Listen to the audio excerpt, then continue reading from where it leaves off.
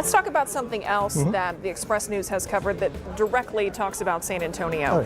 The poverty rate in San Antonio increasing while the median income slips is decreasing. Right, yeah. I mean, this is in a sense, it's not surprising, but it's still, it's still kind of tragic in a way. And you can look at the poverty rate in two ways. One is the city itself, just everything within San Antonio city limits. There, you've got a poverty rate of nearly 20%.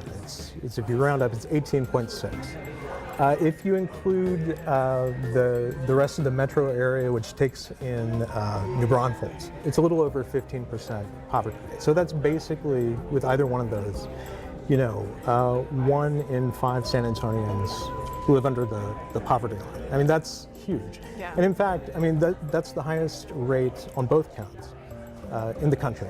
I mean, certainly among large cities. Wow. Yeah, yeah. And this is, I mentioned that this is not really surprising. That's because, San Antonio has always been it's really one of the poorest large cities in the country. And the city council in the last couple of years, they've been trying to direct policy more geared towards, or at least taking into account, equity and equality. Equity is a big buzzword that we hear in a lot of conversations about how policy is being directed to try to fight that effort. Yeah, I mean, they call it, and I want to scream whenever I hear this, the equity lens. That drives me nuts. I've heard that a time or two. I know, yeah, like nobody knows what it means. The idea is a good one. I mean, it's to take additional funds for street repairs in parts of town that have seen, not really their fair share of street maintenance over the decades.